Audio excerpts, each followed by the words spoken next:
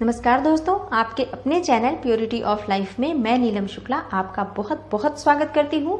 दोस्तों, सावन का महीना, व्रतों का महीना, त्योहारों का महीना, बहुत ही पवित्र और बहुत पावन महीना, भगवान शिव को समर्पित है ये महीना। और इस महीने में भगवान शिव और माँ पार्वती की पूजा की जाती है और व्रत किए जाते हैं। जितने भी व्रत किए जाते हैं इस महीने में दोस्तों, वो सभी व्रत भगवान शिव को समर्पित होते हैं और सभी व्रतों में भगवान शिव और माँ पार्वती की पूजा की जाती है एक साथ। और भगवान शिव को प्रसन्न करने के लिए और माँ पार्वती को प्रसन्न करने के लिए ये सभी व्रत किए जाते हैं। उनसे मन चाहा वरदान पाने के लिए ये व्रत किए जाते हैं। अपनी मनोकामनाओं को पूर्ण करने के लिए भगवान शिव की पूजा आराधना उनके भक्त करते हैं। दोस्तों, सावन का जो महीना होता है वो हरियाली का महीना होता है, खूबसूरती का महीना होता है, प्रकृति के बहुत करीब जाने का महीना होता है। ये जो महीना होता है हरियाली का महीना होता है, शिव का महीना होता है, तो भक्ति का महीना होता है। बेसिकली ये पूरा समय आप देखेंगे सावन का पूरा ये महीना जो होता है सिर्फ व्रत और पूजा पाठ में बीतता है। सब लोग सात्विक हो जाते हैं, सब लोग भक्ति में लीन हो जाते हैं और इस पवित्र महीने में जो प्रकृति होती है बहुत मनोरम हो जाती है, बहुत ही सुंदर वातावरण हो जाता है पूरे प्रकृति का। इस महीने में प्रकृति जो होती है वो हरियाली की चादर ओढ़े रहती है। प्रकृति की खूबसूरती जो है वो हरियाली की वजह से कई गुना बढ़ जाती है। बहुत ही सुंदर वातावरण हो जाता है, बहुत खूबसूरत मौसम हो जाता है। और ऐसे में जो स्त्रियां हैं हरे रंग के वस्त्र पहनती हैं इस महीने में और हरी रंग की चूड़ियां पहनती हैं, हरे रंग के मेहंदी लगाती हैं, हरे रंग के श्रृंगार करती हैं, पाँव में महावर लगाती हैं सारी स्त्रियां जो सुहागिन स्त्रियां हैं और 16 श्रृंगार करती हैं। और उसके बाद भगवान भोलेनाथ की पूजा करती हैं माँ पार्वती के साथ। विधिवत पूजा की जाती है भगवान शिव और माँ पार्वती की और बागों में झूले पड़ जाते हैं। महिलाएं और लड़कियां इकट्ठी होकर झूला झूलती हैं, बागों में गीत गाती हैं और लोक नृत्य किए जाते हैं। दोस्तों, ये है सावन में हरियाली तीज का त्यौहार जो बहुत ही धूमधाम से, बहुत ही हर्ष और उल्लास से मनाया जाता है। बहुत ही खुश होकर, अंदर से आत्मा से प्रसन्न होकर स्त्रियां इस दिन ये त्यौहार मनाती हैं। सजकर संवरकर इस त्यौहार को मनाया जाता है। दोस्तों, आज हम बात करने वाले हैं इसी हरियाली तीज के बारे में कि कब है ये व्रत, कैसे करें इसकी पूजा और इसका व्रत कैसे करें हरियाली तीज का, कौन सा मंत्र इस दिन जपा जाए जिससे अखंड सौभाग्य की प्राप्ति हो, या अगर आप मन चाहा वर पाना चाहते हैं, मनपसंद जीवन साथी पाना चाहते हैं तो किस मंत्र का जाप करें, शीघ्र विवाह अगर आपकी कामना है तो उसके लिए आप किस मंत्र का जाप करें। तो दोस्तों, ये सभी बातें आज की इस वीडियो में मैं शेयर करने वाली हूँ, तो वीडियो को पूरा देखें। अच्छी लगे अगर आपको वीडियो तो वीडियो को लाइक ज़रूर कर दें और शेयर कर दें अपने फैमिली और फ्रेंड्स के साथ। चैनल को सब्सक्राइब करें ताकि आगे भी इस तरह की महत्वपूर्ण जानकारी आपको मिलती रहे और बेल आइकन को जरूर प्रेस करें ताकि जब भी मैं कोई नई वीडियो अपलोड करूं तो उसकी नोटिफिकेशन भी सबसे पहले आपको मिले। तो दोस्तों, बात करते हैं आज के हरियाली तीज के बारे में। हरियाली तीज क्या है? दोस्तों, ऐसा कहा जाता है कि माता पार्वती ने भगवान शिव को, भगवान भोलेनाथ को पति के रूप में पाने के लिए सैकड़ों वर्षों तक तपस्या की थी, साधना की थी। भगवान शिव को प्रसन्न करने के लिए उनकी पूजा आराधना सैकड़ों वर्षों तक माता पार्वती ने की थी और 107 जन्म उन्होंने लिए थे भगवान शिव को पति के रूप में पाने के लिए। फिर भी उन्हें पति के रूप में भगवान शिव नहीं मिले। तब 108वीं बार माता पार्वती ने हिमालय राज के यहाँ जन्म लिया और तपस्या की।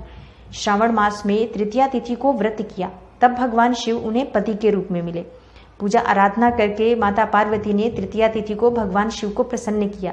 रेत का शिवलिंग बनाकर माता पार्वती ने पूजा की थी तृतीया तिथि के दिन और तब भगवान शिव प्रसन्न हुए और उन्हें वरदान दिया उनको पति के रूप में मिलने का।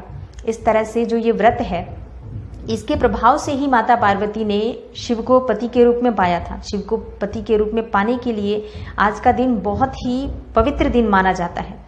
तो दोस्तों, आज के दिन माता पार्वती और शिव का मिलन हुआ था, इसलिए इस दिन को जो सुहागिन स्त्रियां हैं वो माता पार्वती और शिव की पूजा करती हैं, व्रत करती हैं। दोस्तों, इस दिन निर्जला व्रत किया जाता है। श्रावण मास की तृतीया तिथि के दिन सुहागिन स्त्रियां जो हैं वो निर्जला व्रत करती हैं और माँ पार्वती और भगवान शिव की विधिवत पूजा करती हैं, उनकी आराधना करती हैं, उनको प्रसन्न करती हैं और माँ पार्वती से अखंड सौभाग्य की प्रार्थना करती हैं। दोस्तों, इस व्रत को कुंवारी लड़कियां भी करती हैं अपने मनपसंद जीवन साथी पाने के लिए, या फिर जिन लोगों के विवाह में देरी हो रही है तो वो शीघ्र विवाह की कामना से भी इस व्रत को करते हैं। दोस्तों, इस बार हरियाली तीज का ये जो व्रत है वो 23 जुलाई को है और दिन इस बार का बृहस्पतिवार है। तो दोस्तों, आप जानते हैं कि इस व्रत की पूजा विधि क्या है। दोस्तों हरियाली तीज के दिन प्रातःकाल जल्दी उठना चाहिए। वैसे ही जैसे हर व्रत में, हर त्योहार में सुबह प्रातःकाल ब्रह्म मुहूर्त में ही उठना चाहिए। उठकर और नित्य कर्म से निवृत्त होकर और स्नान करें, नए वस्त्र और या स्वच्छ वस्त्र धारण करें, शुद्ध वस्त्र धारण करें। वैसे दोस्तों इस दिन 16 श्रृंगार करके, नए वस्त्र धारण करके माता पार्वती और शिव की पूजा करनी चाहिए। और स्नान के बाद आपको व्रत का संकल्प लेना है कि आप आज हरियाली तीज का व्रत करने वाले हैं अखंड सौभाग्य की प्राप्ति के लिए, या मन चाहा जीवन साथी पाने के लिए, या शीघ्र विवाह के लिए। जिस भी कामना से आप ये व्रत रख रहे हैं उस व्रत का संकल्प लें। और सूर्य देव को जल जरूर अर्पित करें। इस दिन नहाने के बाद सबसे पहले भगवान सूर्य देव को जल अर्पित करें। जल में उसमें आप अक्षत डाल सकते हैं, हल्दी डाल सकते हैं और लाल पुष्प डालकर या रोली डालकर भगवान सूर्य देव को जल अर्पित करें। उसके बाद अपनी पूजा आराधना शुरू करें। दोस्तों इस दिन शिव जी की मिट्टी की प्रतिमा बनाई जाती है, माता पार्वती की भी मिट्टी की प्रतिमा बनाई जाती है। तो मिट्टी में थोड़ा सा गंगा जल मिला लें और भगवान शिव और माता पार्वती की प्रतिमा बनाएं। गणेश जी की भी प्रतिमा बनाएं और माता पार्वती की सखियों की भी प्रतिमा बनानी चाहिए इसमें।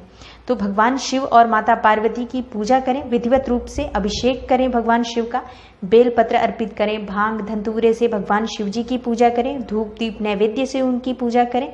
सफ़ेद फूल और सफ़ेद मिठाई भगवान भोलेनाथ को बहुत प्रिय है, तो भगवान भोलेनाथ को सफ़ेद फूल अर्पित करें, धतूरे का फूल अर्पित कर सकते हैं।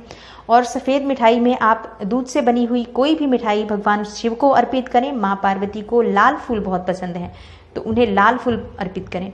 लाल फूल सौभाग्य का भी निशानी होती है। अगर आप लाल फूल भगवान शिव को या माँ पार्वती को अर्पित करते हैं तो उससे आपके सौभाग्य में वृद्धि होती है। तो अगर लाल पुष्प आपको मिल जाते हैं तो लाल पुष्प अर्पित करें माता पार्वती को। और गणेश जी को दुर्वा अर्पित करें। इस तरह से आप पूजा करें और माता पार्वती को श्रृंगार की सामग्री जरूर अर्पित करें। श्रृंगार की सामग्री में आप मेहंदी अर्पित करें, चूड़ियाँ और सिंदूर अर्पित करें माता पार्वती को। सभी सामग्री सुहाग की जो होती है वो माता पार्वती को पूजा के दौरान आपको जरूर अर्पित करनी चाहिए। दोस्तों इस व्रत में, इस त्योहार के दिन आपको अपनी सास को भी सुहाग की सामग्री और वस्त्र देना चाहिए। अगर आपके पास सास नहीं है तो आप अपनी जेठानी को भी ये सामग्री दे सकते हैं। और अगर ऐसा भी संभव नहीं है तो आप किसी बुजुर्ग महिला को भी ये सुहाग की सामग्री दे सकते हैं। अपनी सास मानकर उसके पांव छुएं उन बुजुर्ग महिला के और उन्हें ये सभी सामग्री अर्पित करें। दोस्तों सुहाग की सामग्री किसी ब्राह्मण को भी आप दान कर सकते हैं, इससे सौभाग्य की वृद्धि होती है। इस दिन दोस्तों मेहंदी और चूड़ियों को दान करने का बहुत महत्व है। हरी चूड़ियां और मेहंदी दान करने से सौभाग्य में वृद्धि होती है, तो इससे सौभाग्य की वृद्धि होती है।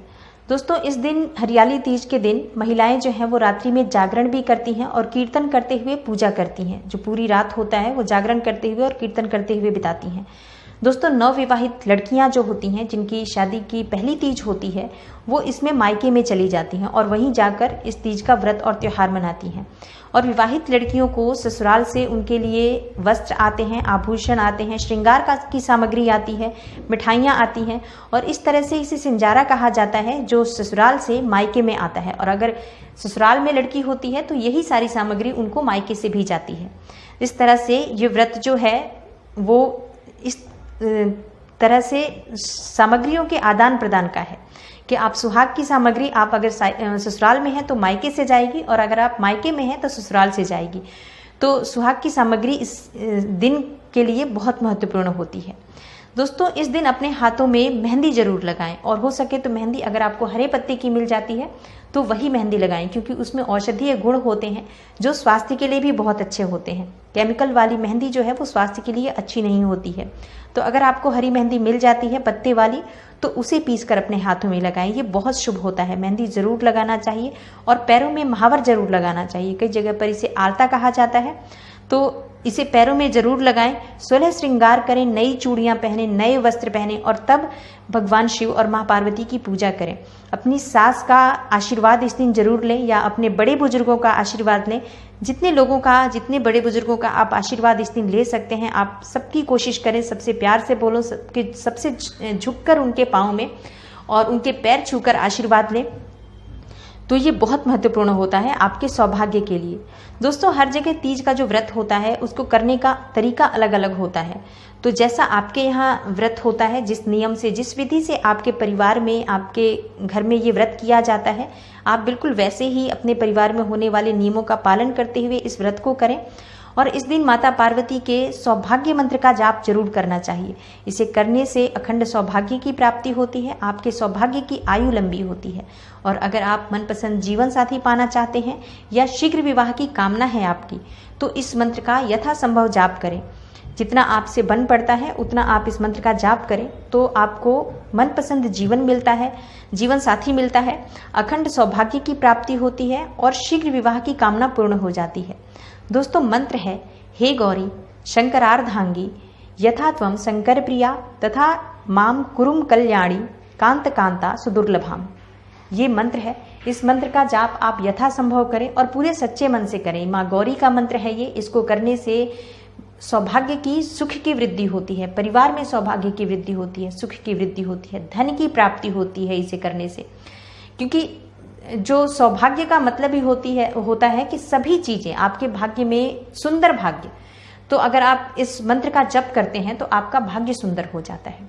उम्मीद करती हूँ आज की हरियाली तीज से जुड़ी जानकारी आपको जरूर पसंद आई होगी।